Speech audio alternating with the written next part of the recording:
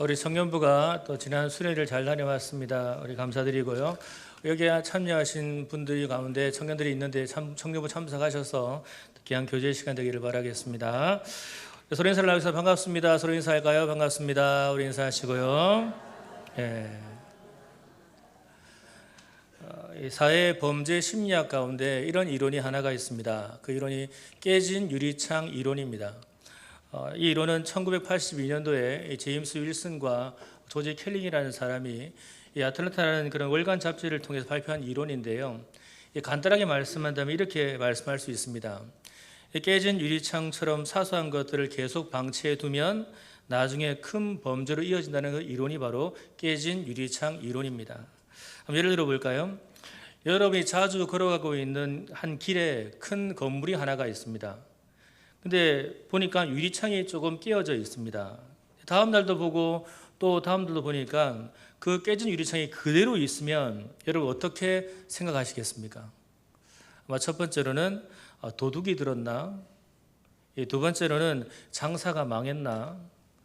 세 번째로는 건물주가 관리를 포기를 하지 않았나? 이런 생각이 들지 않을까요? 또 어떤 사람들은 지나갈 때마다 이런 유혹이 듭니다. 깨진 유리창이 있기 때문에 어떻게 할까요? 돌을 들고 그 유리창에 더 던집니다. 더 확실하게 끼어야지. 혹시 이런 분 계십니까? 제가 그렇습니다. 저는 돌을 던지는 스타일인데요. 이렇게 유리창에 깨진 부분 조금이 그대로 있게 되면 바로 점점 커지게 되고 그것으로 인해서 전 도시가 범죄가 일어난다는 그런 이론이 바로 이 깨진 유리창 이론입니다. 저는 이 깨진 유리창 이론을 듣고 저는 한번 우리 마음을 한번 생각을 해보게 됩니다. 혹시 여러분 안에 마음이 깨어진 부분이 있는가요? 한번 돌아보십시오.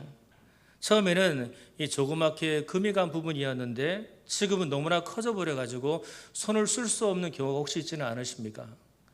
처음에 별건 아니라 마음을 먹었는데도 불구하고 이제는 이것이 마음 전체를 먹어버린 결과가 혹시 있지 않는가 한번 생각해 보시기 바랍니다. 마음에 깨진 유리창 과연 무엇이라 생각하십니까? 그냥 이해하면 되는데 점점 이것을 이해하지 못합니다. 아무것도 아닌 그런 현상에도 불구하고 이것이 나를 먹어버린 현상들을 이야기할 수가 있고 이 조그마한 불만이 계속 쌓여가지고 이제는 풀리지 않는 불만이 될 수밖에 없으며 걱정 그신될 일도 아닌데 이것이 계속 쌓이게 됩니다. 그래서 상상의 나래를 펴고 난 다음에는 도무지 착륙하지 않는 그런 모습이 바로 이런 이론들입니다. 처음에는 조금 서운한 마음이 있었습니다. 자녀한테, 남편한테, 아내한테, 부모한테 있었는데 이것이 나중에는 나를 덮어버린 서운함, 또한 이 거짓말, 이 죄는 하나님도 이해할 거라는 그런 말을 하면서 점점 합리화하는 모습들, 여러분 혹시 있으십니까? 오늘 성경은 우리에게 정말 제일 중요한 것을 말씀하고 있는데 그 근본이 무엇인가에 대해서 말씀하고 있습니다. 그 근본이 무엇일까요? 바로 두려움이라는 겁니다. 이 두려움이 조금 끼어진 유리창이 마음에 들어오면 마음이 점점 얼어붙어 버립니다. 심지어 사람을 만나지 못하고 사건을 만나면 두려워 숨게 되고 마음 안에 늘 어두워서 얼굴빛이 잘 좋지를 않습니다. 옆 사람 보실까요? 얼굴빛이 좋습니까? 안 좋습니까? 네. 좋습니까? 안 좋습니까? 예, 좋지요. 더 나아가 이 두려움은 우리 인생을 무너뜨립니다. 이 상대방을 보게 되면 모든 트라우마의 시작이 뭔 줄 아십니까? 바로 두려움부터 시작되는 것이 트라우마라고 합니다. 나를 싫어하면, 내가 인정받지 못하면, 내 믿음이 없으면 어떻게 하나, 여기에 빠져버리게 됩니다. 끝내 그 두려움에서 이길 수가 없는 존재가 됩니다. 오늘 아브라함 보게 되면 이런 일이 벌어지고 있습니다. 이 아브라함이 동방연합과의 전쟁에서 큰 승리를 거두지요. 아브라함과 몇 명이 나갔습니까? 318명의 사람만 나아가서 정말 하나님 역사하심으로 전쟁에 승리를 하고 돌아옵니다. 그럼 재물, 식량, 사람을 찾아서 되찾아 돌아오게 되죠. 그때 아브라함 맞이했던 왕은 두 명의 왕이었습니다. 혹시 왕이 기억나십니까? 첫 번째 왕, 소돔왕 베라였습니다. 이 사람이 이렇게 말하죠. 재물은 아브라함 당신이 가지고 사람은 나에게 달라라고 말을 했습니다. 즉 아브라함을 향해서 이 선을 포자고 다가왔던 악을 이 아브라함은 분별하기 시작을 했고 하나님 영광을 가리는 그 일을 하지 않고 아브라함은 아무것도 가지 않고 다 보내어 버립니다. 또 누구를 만납니까? 누가 찾아왔습니까? 살렘왕 멜기세덱이었습니다. 이 사람은 하나님 입장이라고 말하고 있는 이 사람인데 아브라함이 전쟁 마치고 왔을 그때 어떤 일을 했습니까? 떡과 포도주를 가지고 위로하고 격려하고 복을 줍니다. 이 복 부려줄 때 아브라함이 그에게 무엇을 주기 시작합니까? 11조를 드리게 됩니다. 바로 구약의 예수의 표상이었던 이 멜기세덱 왕한테 11조를 드리게 되면서 끝날 것이 바로 지난주의 말씀까지입니다. 여러분 생각을 해보십시오. 아브라함이 지금 현재 어떤 상태냐면 목숨 걸고 전쟁에 참여했고 승리하고 돌아왔습니다. 그런데 그가 가지고 있던 것은 무엇이었을까요? 롯과 그의 재산을 빼고는 여러분 자신한테 이익이 있습니까? 이익이 없습니까? 하나도 없습니다. 재산, 종, 늘어난 것 하나도 없습니다. 여러분 생각해 보십시오. 오히려 이 전쟁의 승리 때문에 늘어난 것이 하나가 있는데 가장 큰 것이 하나가 늘었습니다. 뭐가 늘었을까요? 아브라함을 죽이려고 하는 적들이 늘어나기를 시작합니다. 동방연합군이 패배를 하게 되죠. 그 대군은 엄청난 대군이었습니다. 이 패배를 안겨주었기 때문에 아브라함의 존재를 그들이 알아보았지 않겠습니까? 아브라함과 318명의 사람, 분명히 알게 될 것은 분명한 사실인데 아브라함을 보게 되면 큰 나라의 왕도 아닙니다. 큰 부족을 거드리는 족장도 아니고 겨우 싸울 사람은 318명밖에 없는 상황입니다. 만약 이 사실을 동방연합군이 알게 된다면 어떻게 하겠습니까? 반드시 복수하러 올 것은 분명한 사실입니다. 다시 와서 아브라함과 그 군대를 죽이고 복수할 것은 상식적인 일입니다. 이것이 현재 아브라함의 상황입니다. 여러분이었다면 이 상황 가운데 어떻게 하시겠습니까? 여러분을 죽이려고 큰 대군이 올 것이라는 생각이 들어왔을 그때 여러분 어떻게 하실까요? 도망을 가버리겠습니까? 아니면 두 손 들고 항복을 해야 되겠습니까? 아브라함도 그렇습니다. 지금 큰일 났다. 나 이제 어떻게 해야 되나? 또다시 전쟁을 하면 분명히 죽을 텐데 나는 힘이 전혀 없는데 끝인데 이런 고민이 계속 마음에 있습니다. 두려움이라는 이 깨진 유리창이 점점점 커지고 있는 상황이 있습니다. 조그마한 두려움에서 점점 큰 두려움으로 아브라함을 감쌉니다. 마음의 생각, 내가 괜한 일을 하지 않았을까? 긁어 붓으로 맞는 것이 아닐까? 이런 생각으로 가득 차 있는 그 아브라함을 향해서 오늘 하나님은 오늘 1절 말씀에 이렇게 말씀하는 것을 보게 됩니다. 같이 1절 말씀 읽겠습니다. 시작. 이후에 여호와의 말씀이 환상 중에 아브라함에게 임하여 이르시되 아브라함아 두려워하지 말라. 나는 내 방패요 너희 지극히 큰 상급이니라. 할렐루야. 하나님이 직접 아브라함을 찾아오셨지요. 하나님은 아브라함 안에 있는 두려움과 서운함, 허전함, 걱정, 염려, 고민 다 아시고 찾아오셔서 말씀으로 새 힘을 주십니다. 오늘 이 광산의 가족들 가운데 이런 분이 계신가요? 처음에는 아무것도 아니었는데 점점 그 두려움이 커져 있는 분이 계십니까? 트라우마 때문에 도망가고 싶고 피하고 싶고 아무에게도 말할 수 없는 고통을 잊는 분이 혹시 이 자리에 앉아 계십니까? 오늘 하나님께서 두려움과 상처와 아픔을 안고 있는 여러분들을 다 만나주시고 말씀하실 줄 믿습니다. 위로와 격려가 여러분 삶에 있기를 간절히 소망합니다. 오늘 하나님 이렇게 우리에게 말씀하고 있습니다. 첫 번째로 뭐라고 말씀하고 있냐면 나는 너의 방패라고 말씀하고 있습니다. 1절 말씀 보시면 이렇게 되어져 있죠. 이후에 여호와의 말씀이 환상 중에 아브라함에게 임하여 이르시되 아브라함아 두려워하지 말라. 나는 내 방패요 너희 지극히 큰 상급이라고 말합니다. 아브라함의 마음, 동방연합군이 다시 돌아와서 나를 죽이면 어떻게 하나, 우리 가족을 지키면 어떻게 하나, 이런 걱정과 두려움에 가득 차 있습니다. 엄청난 대군이 나를 죽이러 올 거야 라는 그런 생각 속에 그런 빠들기 시작을 합니다. 여러분 이런 전쟁의 임박감을 느낀다면 안다면 누가 두려워하지 않겠습니까? 당연히 두려워할 수밖에 없는 상황입니다. 지금 아브라함은 불투명한 미래, 언제 어떻게 닥칠지 모르는 위험한 상황으로 몹시 두렵습니다. 그의 마음의 유리성이 점점 더 깨지고 있고 금방고 있는 것을 볼 수가 있습니다. 심지어 과거 여러분 아시죠?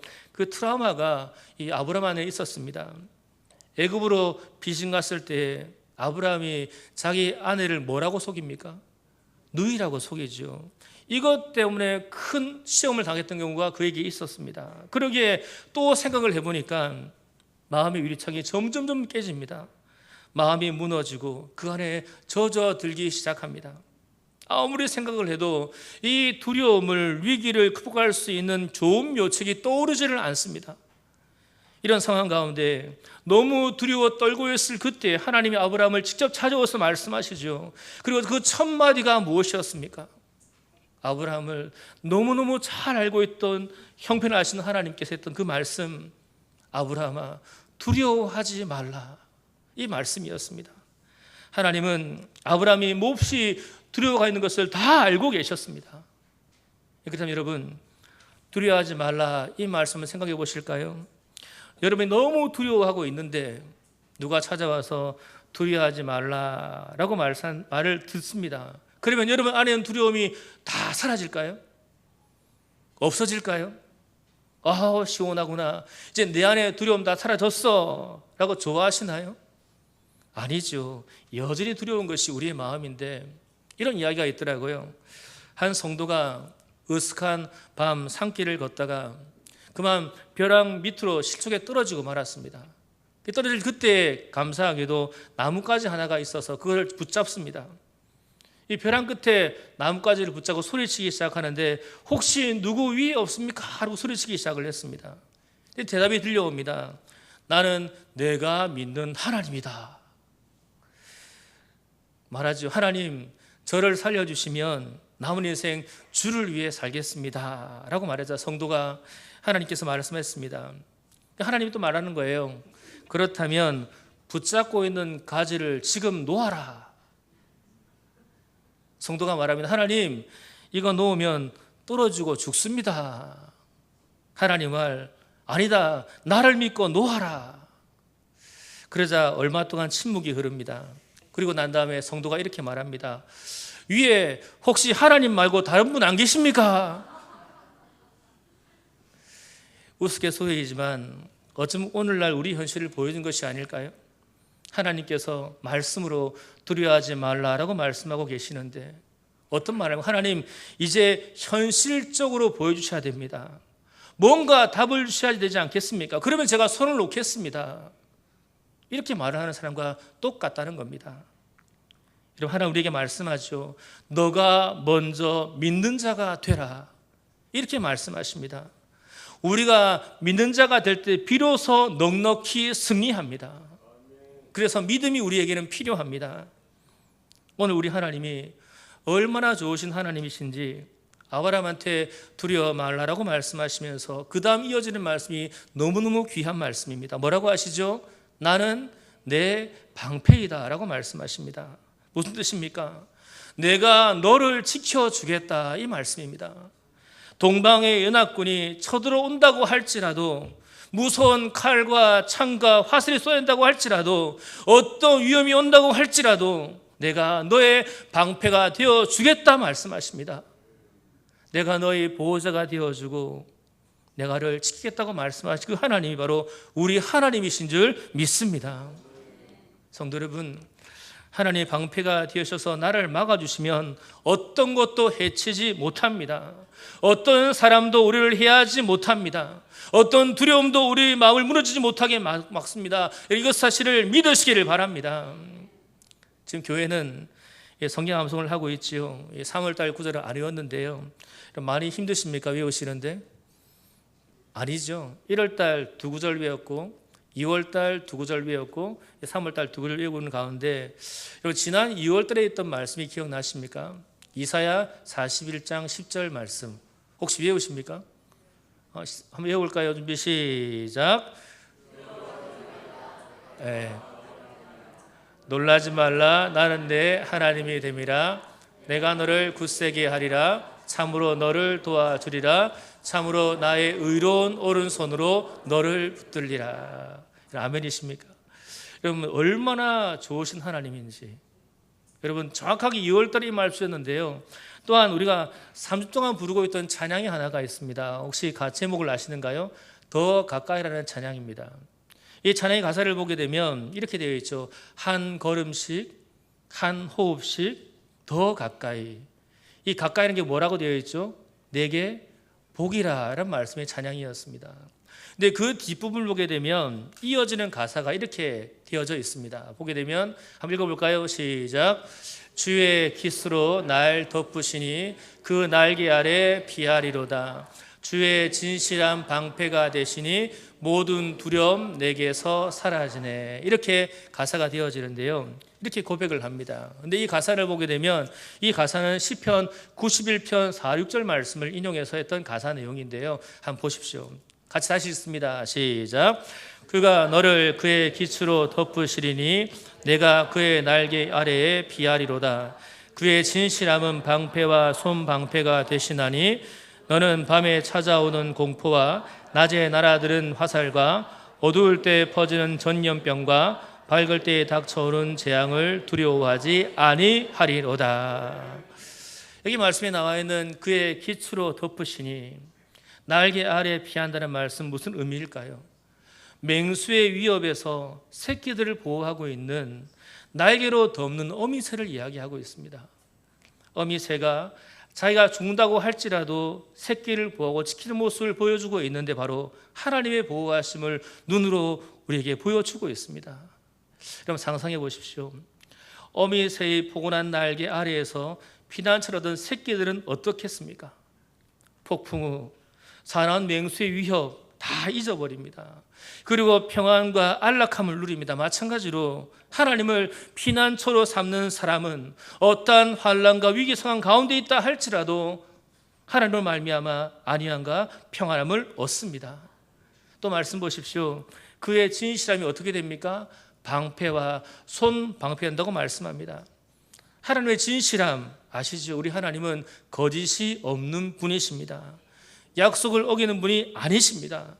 하나님의 신실함을 말씀합니다. 즉 하나님은 당신의 택한 백성을 안전하게 지켜주겠다고 약속하셨습니다. 여기 나와 있는 깃, 이 날개가 조금은 소극적인 보호라면 하마들 나와 있는 이런 방패, 손방패를 보십시오. 정말 전사로서 우리를 위해 친히 대적과 맞서 싸우시는 적극적인 보호자로서 하나님의 강한 이미지를 보여주는 것이 이 말씀이 아닐까요? 또 이어지는 말씀을 자세히 보십시오. 밤에 찾아오는 공포. 이런 공포는 언제 찾아옵니까? 보통 밤이죠. 정말 무서운 시기입니다. 그 다음 말씀 보면 낮에 날아드는 화살. 여러분 제가 서 있는데 화살이 수도 없이 저에게 쏘아지는 그 공포 생각해 보십시오. 또한 어두울 때 퍼지는 전염병. 전염병이 소리 없이 전 마을을 휩싸는 것을 볼 수 있지 않을까요? 닥쳐오는 밝을 때 닥쳐오는 재앙. 여기저기서 재앙으로 죽는 것을 보게 됩니다. 이게 네 가지는 다른 말로 한다면 전쟁 속에 찾아오는 그런 수많은 적들의 공격을 이야기할 수 있으며 우리 인생을 찾아오는 많은 어려운 것들을 이야기하는데 그 다음에 어떤 선포가 나와 있습니까? 내가 두려워하지 아니하리로다. 이 말씀입니다. 여러분 왜 우리가 두려워하지 않겠습니까? 하나님이 나를 깃으로 덮어주시고 나를 방패와 손방패로 보호하시기 때문입니다. 우리 하나님은 그 신실한 약속을 지키시는 하나님이십니다. 나를 지키시고 보호한 하나님의 눈길이 있음을 믿으며 살아가는 우리가 되기를 주의 이름으로 축원합니다. 그렇다면 그 후에 동방연합군이 공격을 해왔을까요? 안 해왔을까요? 해왔을까요? 안 해왔을까요? 나중에 성경을 보십시오. 안 해왔습니다. 근데 우리가 이쯤 되면 머릿속에 상상의 날개를 펴지요. 하나님이 나에게 말씀을 했지만 아닐 거야. 내 상식으로는 반드시 쳐들어올 거야. 이런 생각을 할까요? 안 할까요? 저만 그렇습니까? 우리 성도님들은 아무도 그렇게 하지 않을 줄 믿습니다. 믿음이 좋아서 다 인정할 줄 믿습니다. 저는 그런 생각을 해봅니다. 그래서 우리에게 필요한 것은 바로 믿음입니다. 히브리서의 믿음에 대한 말씀이 나온 걸 알고 계시죠? 앞에 자막이 없습니다만은 믿음이 무엇입니까? 믿음은 바라는 것들의 실상이요, 보이지 않는 것들의 증거라고 말하고 있습니다. 믿음은 하나님을 보는 겁니다. 하나님 말씀을 보는 겁니다. 내가 보이지 않지만 이것을 바로 믿는 것이 바로 믿음입니다. 보이지 않지만 있음을 믿는 것. 너무나 기쁜 소식은 후에 동방연합군은 더 이상 공격하지를 않게 됩니다. 저의 생각에는 하나님께서 동방연합군의 수장이었던 그들로 오멜에게 찾아가지 않았을까 생각을 해보게 되는데요. 이런 말을 했지 않았을까요? 너 절대 아브라함 건들지 마. 만약 건들면 내가 가만두지 않을 거야. 이렇게 했든지 이 그들로 오멜이 다시 전쟁을 벌이지 못하도록 하나님이 치셨든지 아무튼 무슨 일이 생긴 것은 분명한 사실일 것 같습니다. 정말 하나님이 약속하신 대로 아브라함의 방패가 되어주셨고 아무도 건드리지 못하도록 보호해 주셨습니다. 성도 여러분, 하나님이 방패가 되어주시면 절대 안전합니다. 하나님께서 오늘 우리 방패가 되어 주십니다. 사람의 공격, 질병의 공격, 원수 마귀의 공격, 마음의 공격으로부터 방패가 되어주심을 믿고 살기를 간절히 소망합니다. 모든 악하고 위험한 것들로부터 하나님 방패 되심을 믿으시기를 바랍니다. 그러므로 두려움을 두려워하지 마십시오. 하나님이 오늘 우리의 방패가 되어서 우리 안에 있는 두려움을 쫓아내시고 깨어진 유리창의 마음이 복구되는 은혜가 있기를 주의 이름으로 축원합니다. 두 번째 알 수 있는 것은 바로 뭐라고 말씀하십니까? 나는 너의 큰 상급이라고 말씀하십니다. 여기 나와 있는 지극히 큰 상급이라고 하신 말씀 보십시오. 한번 여쭤보겠습니다. 여러분이 어떠한 큰 일을 하고 난 다음에 그에 대한 돌아올 보상에 대해서 관심이 있으십니까? 없으십니까? 다시 물어볼까요? 여러분이 큰 일을 했습니다. 그리고 돌아올 보상에 대해서 여러분 보상에 대해서 기대하십니까? 기대하지 않습니까? 기대하지요. 근데 기대합니다 정도가 아니라 많습니다라고 하는 것이 바른 말이 아닐까 생각이 됩니다. 만약에 보상이 클 것 같으면 어떻게 하실까요? 이 일을 하면 100억 주겠습니다 한다면 여러분 그 일을 대충 할까요? 정말 열심히 할 겁니다. 보상이 있는데. 그런데 보상이 주어지는 것에 대해서 알 수도 없고 그것이 없다면 여러분 어떻게 하겠습니까? 그냥 쉬엄쉬엄 하다가 끝을 내버리죠. 그리고 또한 열심히 일을 했는데 돌아오는 보상이 적으면 무엇이 생깁니까? 마음속에 실망이 큽니다. 그래서 보상상은 몹시 중요하죠. 지금 아브라함 보십시오. 전쟁에 나갔습니다. 목숨 걸고 나간 전쟁입니다. 승리하고 돌아왔습니다. 근데 눈에 보이는 보상이 있습니까? 없습니까? 하나도 없습니다. 목숨을 걸고 구출했던 롯, 감사하다는 말 한마디 없습니다. 자기의 눈에 보이는 전리품 하나도 없습니다. 재산, 종들 그대로입니다. 정말 허탈합니다. 여러분 이때 찾아오는 것이 하나가 있는데 여러분 뭔 줄 아십니까? 우리가 잘 알고 있는 섭섭마귀가 찾아옵니다. 섭섭마귀입니다. 다 섭섭합니다. 내가 교회를 이렇게 많이 했는데, 내가 얼마나 사랑했는데, 내가 얼마나 섬겼는데, 내가 얼마나 일을 했는데, 이런 섭섭마귀 정말 무섭음을 아시고 이기시기를 바랍니다. 그때 하나님이 아브라함에게 말씀하죠. 아브라함아, 내가 너희 지극히 큰 상급이다 말씀하는데 이것을 새 번역으로 보게 되면 이렇게 되어 있습니다. 내가 받을 보상이 매우 크다라고 번역이 되는데 어떤 뜻이냐면 밑에 글 읽어보겠습니다. 시작. 하나님인 내가 너희 상인이 다른 것을 기대할 필요가 없다. 이렇게 말할 수 있습니다. 즉 하나님이 다 알고 계시니까 하나님이 직접 보상해 줄 테니까 실망하지 말아라. 지금 이 일로 인해서 당장 아무것도 얻은 유익이 없는 것처럼 보이나 결코 얻지 않음을 우리에게 말씀하는 것이 바로 이 말씀입니다. 인간의 보상은 눈에 보이는 것으로 나타나지만 끝이지만 하나님이 보상해 주시면 어떻게 될까요? 몇 배나 더 크고 좋은 것으로 받습니다. 여러분 다 경험해 보지 않았습니까? 저도 이 보상을 보고 있습니다. 이 보상은 바로 여러분들입니다.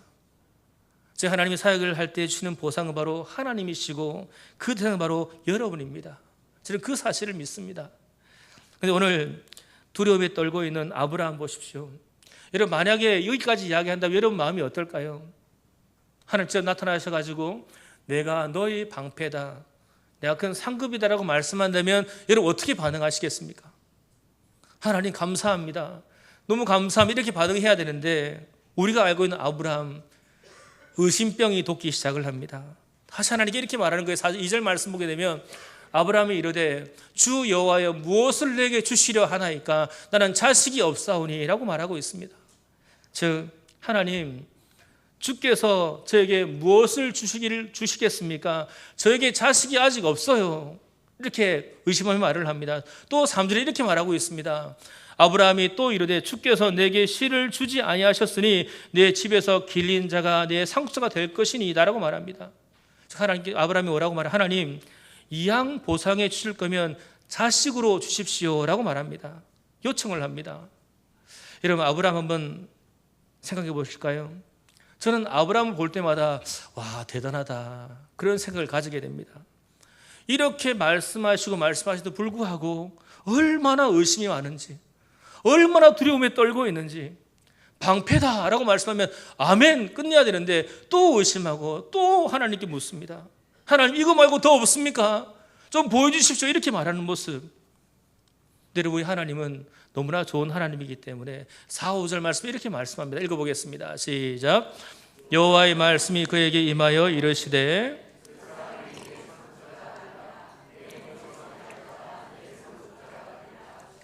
그를 이끌고 밖으로 나가 이르시되 하늘을 우러러 무배를 설 수 있나 보라. 또 그에게 이르시되 내 자손이 이와 같으리라. 무슨 말씀을 주고 있습니까? 너의 몸에서 날 자가 상속자이며 하늘에 있는 별과 같이 너의 자손이 저 별처럼 많아질 것이다 라고 말씀하고 계십니다.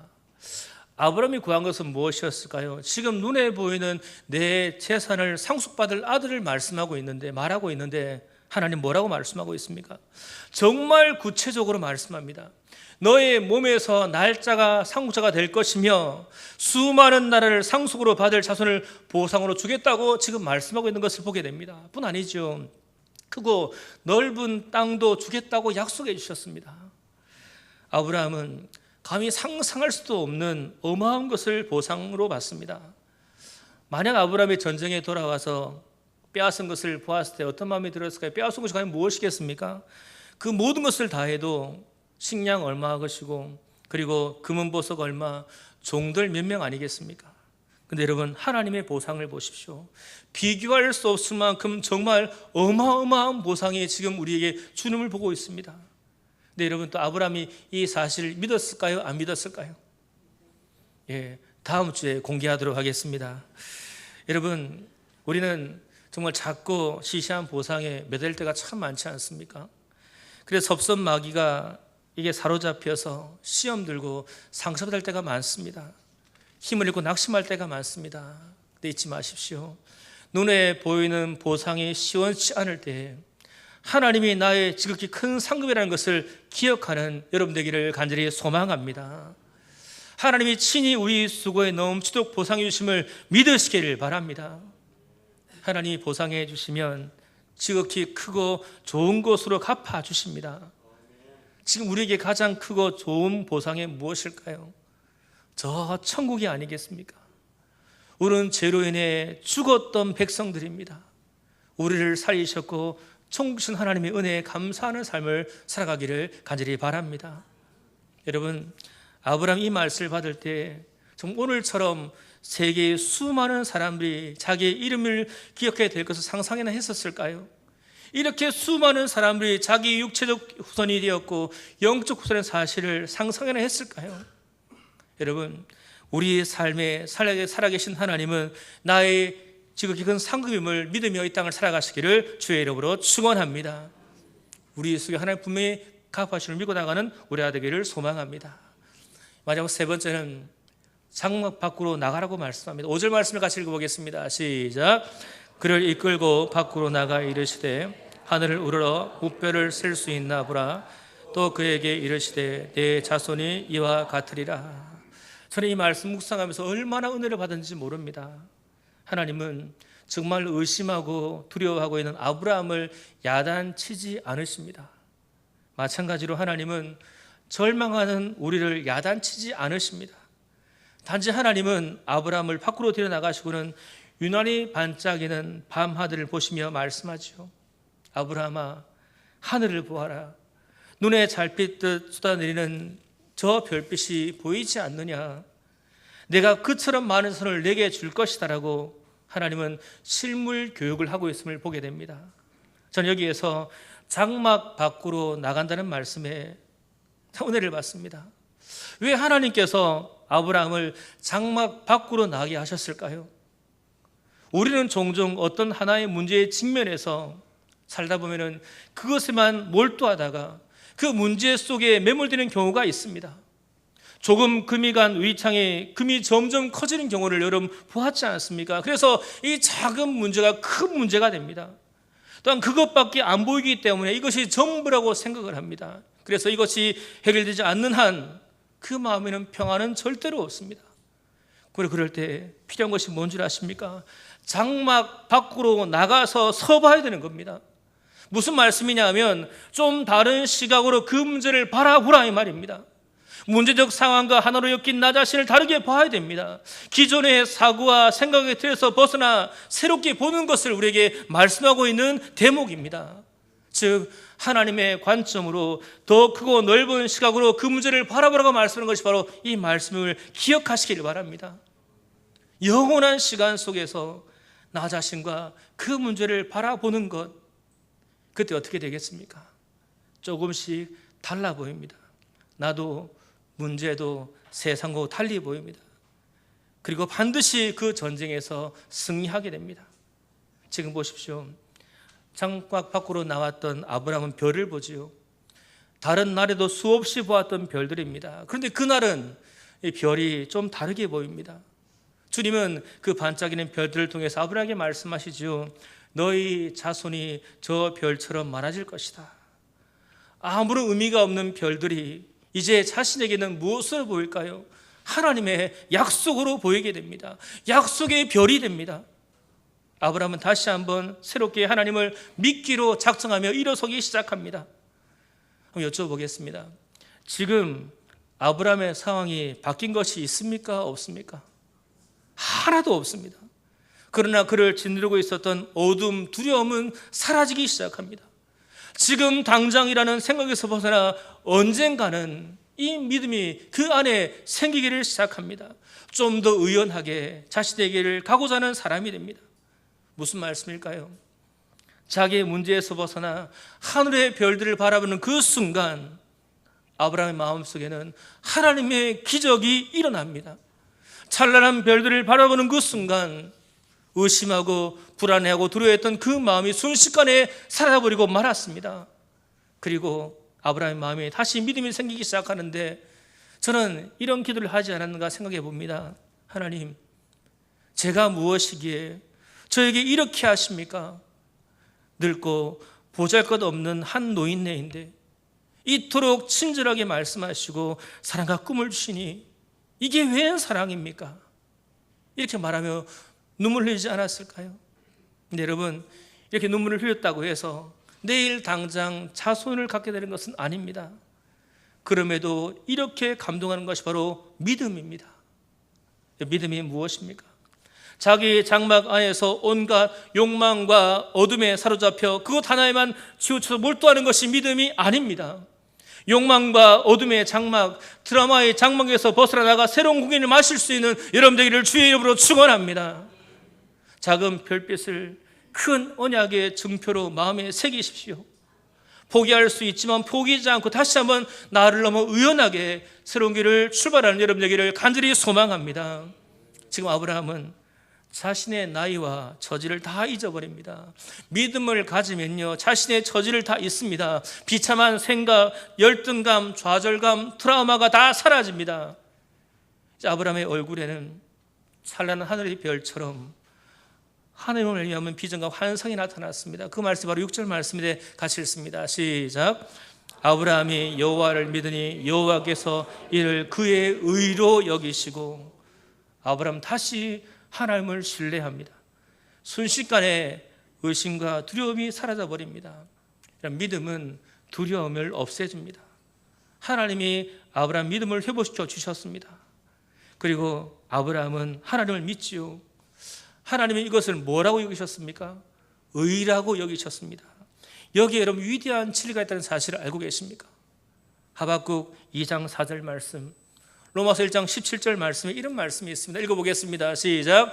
의인은 그의 믿음으로 말미암아 살리라. 사도 바울이 예수를 못 깨달은 바가 바로 이것입니다. 이 말씀 마르틴 루터에게 들어갔을 그때 얻었던 중세는 무너지고 종교개혁의 밝은 빛이 임했습니다. 이 모든 것은 바로 무엇입니까? 의인은 믿음으로 말미암아 살리라. 이 진리였습니다. 이것은 아브라함에게 끝난 것이 아니죠. 인류의 구원자이신 예수 그리스도로 이어집니다. 누구든지 메시아이신 예수 그리스도를 믿으면 구원을 얻는다는 이 놀라운 사실을 우리에게 보여주기 위하여서 이 사건의 존재함을 여러분 아시기 바랍니다.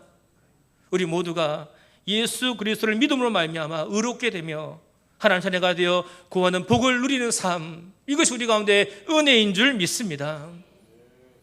여러분을 감싸는 두려움의 장막이 있습니까? 예수 그리스도의 보혈의 능력으로 나오시기를 바랍니다. 그리고 하늘을 바라보십시오. 하나님 은혜를 한번 생각해 보십시오. 그 은혜가 여러분을 감싸고 내가 너의 하나님의 사실을 분명히 말씀하실 줄 믿습니다. 말씀했습니다. 오늘 하나님이 주시는 말씀이 무엇입니까? 이 말씀이죠. 두려워하지 말라. 나는 너의 방패이며 나는 너의 보상이다. 즉 나는 너의 하나님이다. 그러므로 밖으로 나와 나를 보아라.